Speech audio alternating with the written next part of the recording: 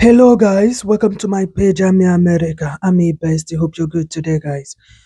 This our sister reached out to me that her husband burnt down her altar. The altar she built for praying, and her husband told her not to build the altar though, and she refused and she built the altar. And her husband is the type that doesn't believe in Christianity, doesn't believe in Jesus Christ, he doesn't believe in Virgin Mary status and Jesus Christ status. So after her husband told her not to build it, the husband traveled and she set up that little altar where she normally do her prayers. And then her husband came back, everything escalated, and I want you guys to hear from her. What she needs is advice, because right now things are going out of hands to the extent that her husband want to beat her, the mother-in-law is involved. So many things is now going on. Okay, so please listen to the end and advise her wisely in the comment section. I'll also drop my own opinion. Let's hear from the horse's mouth, guys. Good day, I'm your America. You're welcome. I'm your namesake. My name is Amarachi. Thank you for replying on Facebook. I really appreciate. I Mhm. got into a problem. I was having issue with my husband, so I said let me look for help, and you were the only person that came to my mind because I've been watching your videos online on Facebook Okay. actually. So the issue with my husband was that I've been telling him since so that I will set altar, that I will set altar for God. And then he told me that any that I set altar in his house that he will burn it. I thought it was a joke. I was like that he won't try such thing, that any day he tried such thing, he will see the other side of me. That is very wrong. You cannot tell your husband that any day he tries whatever you guys are arguing of, that he will see the other side of you. That is very, very wrong, my sister. You don't say that to a man you called your husband. What is it in the other side of you that you want to show him in his own house? It's also your house, but he married you. You don't supposed to say that to him. Let's continue, guys. So later on, some months, so one day he traveled, so I said the other. When he came back, he saw the altar. So he was like, I thought after praying you clear all these things that he said. I told him no, that is not so. That after praying you leave it, that is order. That even ite n'ọnụ ma na ịgọchara mba na agba nge ha na dibịa ahụ gịnị na ọgbacha nge ha na ide ọdụ gị ekpuchi ọnụ ma ya. So he was like that if I don't clear it before he comes back from work that day, that I will see that he will destroy it, that he will burn it. I told him that that one concerns him, that if he comes back, that he will see it. Like joke. That is wrong. That, are you guys in power tussles or what? You are telling your husband if he comes back that he's going to see it. Who does that? My sister, no now. Mm-mm. Joke like joke. Oh, he came back that day. He came back that day, packed everything inside bag and went and flew it outside. I was surprised because me, I don't want to have issue with him, and I don't want anybody to come and start laying hands on me. So I started making call. I started calling my parents, calling my mother-in-law, telling them everything that happened. Telling them everything that happened. My mom talked to him, then my dad. They were like, why will he do such thing that he started claiming that and there is no space in the house. And I was like, that altar doesn't take any space. It didn't even take any space at all. It was just a simple altar, now. All these statue, small statue Virgin Mary and small cross smallest size. That was it. So my mother-in-law, he knows how his son was. When I called him, he had everything. So he rushed to our house from the village. So it's not that far from Soka to Enugu. So when I and my mother-in-law was talking about it and my husband, my mother-in-law was asking me question. So I didn't know what to answer. I was like, should I keep silent or should I answer? So I was deliberating. So my husband became very angry. He was like, are you insulting my mother-in-law? You are keeping silent. You cannot you respond. But that was not. I was not like insulting her.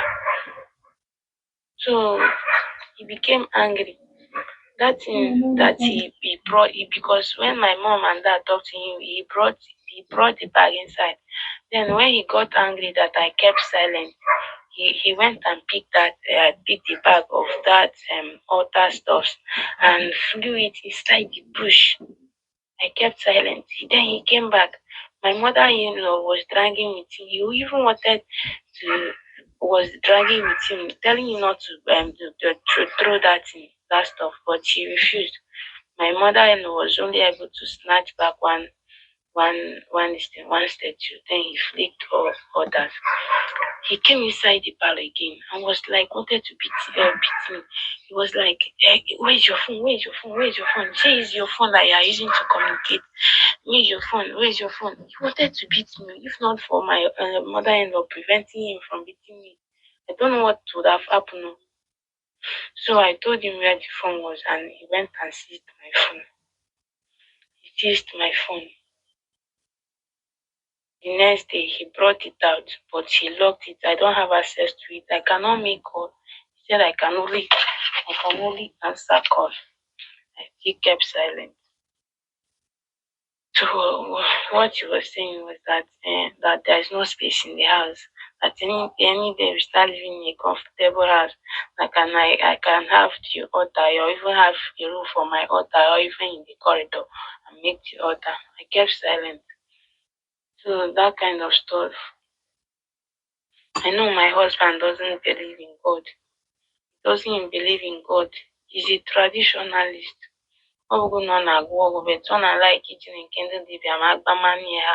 Doesn't believe in God at all. Even when I was sick in the hospital, so he was like, that my Jesus, where was he when I was sick in the hospital? Was he the one that paid my hospital bill? Ọ bụ ọgbanje ejiri m maọbụ ya wotere 500 and something thousand eji eji m ọgbanje nka. So that thing, so I was having double mind in my marriage. I was like, let me leave, let me leave. Like, what? That was the only thing that was coming to my mind. He even told me that if that altar will stay in his house, that if I insist that altar will stay, that it's better I go back to my father's house, or I can go back to my father's house and stay 1 month and think about it. So I kept silent. So I don't know what to do. I even told him that, okay, you should forget about the altar. I kept silent. We are just watching each other. So I kept calm for the mere moment, but honestly, his action really touched me. I was confused. I was like, what kind of man did I marry like this? I was devastated, confused, frustrated.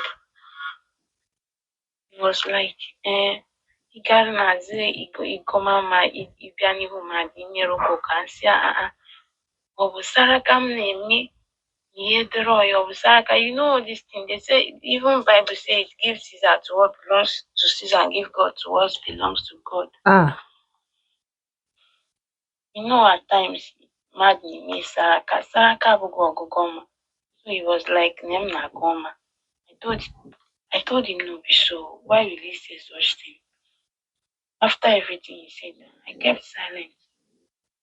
Since then, I've been silent. I didn't know what to do. It was when all those things happened that I contacted you. I don't know if I should still think about the marriage or I should give it some time. But I already have one kid for him. I really have one kid for him. But now the matter have subsided. I didn't keep the altar again. He said any day I do the altar that either I use my hand and burn it or I will leave his house. He also said any day he see the altar, any day I set the altar that I will remain outside that day. So that is it, Tony America. If there is any way you can help me or advise me, but mother-in-law said I should just be calm. That he's a nice man. That the only problem is that whenever he says something that he has said it, that nobody can ever change his mind no matter what. He said when we live in a comfortable house, Mm, I have sufficient rooms. I can make my altar somewhere. So I've been silent all this while. But we mm, are in good terms now. But I'm still confused. If you have any advice you give me, I will gladly take it. But my sister have given me some advice. She said maybe it's devil. Maybe it's devil. When people are trying to put sand inside my garden, that no matter what, I should never leave my husband's mm. house. And even my mother-in-law told me anytime we are having problem and he tells me that I should go, that I should tell him that this is also my house, that I'm not going anywhere. Thank you. Thank you for giving me a listening ear. You're welcome. You're welcome, my dear. It's well. You guys have heard from her. You see, I always advise people to marry someone who believe in what they believe. I will marry a man that believe in what I believe. I cannot marry a man who is a traditionalist. That is me. If you want to do it, it's up to you. But me as a child of God, I prefer to marry a man that believes in what I believe. You understand? My sister, I think you made a very big mistake. You just marry because you want to marry. You did not consider all these things before you marry. These are the things you put into consideration. Is this something I can bear with? Okay, this man is a traditionalist. He don't believe in Jesus Christ. You marry him. You want to build altar in his house. He said no, that he doesn't want it. You went ahead and do it. He came back, he got it destroyed. Now, from there, one problem to another, you guys are now, I don't know. Okay, he now told you even if you are going to do it, it's going to be when you guys get a bigger place. If you guys later get a bigger house, if he decide that he don't want that altar in his house, there's nothing you can do. In fact, if he wake up one day and tell you that he doesn't want you to pray again, means that you are not going to be praying in his house. You have only one option, is either to stay or you leave. You understand? Even if you must marry a traditionalist, you guys should have a good agreement. Discuss it. Okay, you don't stop me when I want to do anything I want to do. Do your own thing when let me do my own thing. You guys must agree on it before you marry. But looks like your own. You guys did not talk about it. And now people are telling you if he asks you not to do, you have even accepted not to have altar. Okay, not everybody want that altar. It's okay, but let it not get to a point that he will ask you not to pray again. Just decide. Do you want to continue with him? He said his husband likes to go to all this native doctor, do alpha, and the husband always tell her that is not what people think that she is. Her husband always tell her that she's not what people think that she is because she used to do saraka. I don't know the meaning of saraka in English. I don't know the English name. Like, you know how people call children together. You call children in your neighborhood. You buy biscuit for them. You just do saraka. What is saraka in English? Please drop it in the comment section. Me, I don't know what it is in English. So she will now do the saraka, and this saraka of a thing is what most traditional people, most they believe that is their part of thing.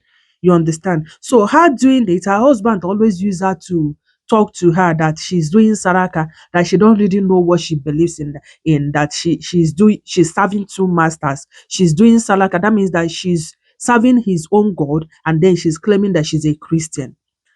And she's now telling me that For her, she don't see it that way, that Saraka is not a bad thing. My dear, it all depends on what you believe in. Okay? And also read your Bible so that you understand who you are as a Christian. I don't know how people, you are not a Christian, you are a Christian, you marry a man that is not a Christian, and then you guys cannot even pray together as a family. I don't understand it. Or you a Muslim, you marry a Christian, you believe in a certain pattern of prayer, and your wife will believe it. I don't understand it. Is it not better you marry someone who believes in what you believe?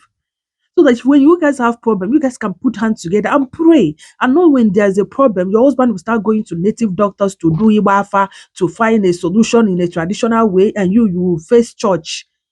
Oh, Father Lord, I can't really comprehend it. Anyway, guys, drop your comments for her. She need advice. The only thing I have to tell you is to, if the ball is in your court, to decide what you want. Do you want to continue staying with that man, and you have to accept whatever he says? If he says that he don't want you to pray, you have to accept it. Choose your marriage or choose your faith. Now, I think that's what it is now, and you are the one that will make that decision. Nobody will tell you. But for me, you cannot stay in your husband's house and you are disrespecting him. He will tell you not to build altar, you will build the altar. That's you are disrespecting that man, honestly. And I don't think God will accept it. No. Because you said you must be submissive to your husband. So if your husband is telling you not to do something and you are doing it, that is a sin. That is a sin. Okay? I don't know how people, however you want to paint it, paint it, but it's a sin. If you know you are not going to accept him stopping you from practicing your belief, your religion, you shouldn't have accept to marry him in the beginning. For the fact you accept to marry him, you have to be under him. Whatever he say you will do is what you do. That's how Bible tells us to do. Okay. Mhm. All right, guys, drop your comments for her, advise her so that she will make her decision. I love you guys. America will see you in the next one. Staying under him and doing what you want to do, practicing what you want to practice, you are disrespecting him. It's not acceptable. If you know you are not going to be under him, if you know you want to practice your religion, you don't want anybody to interfere, you should have not accept to marry him in the beginning. All right, guys, stay blessed. Bye.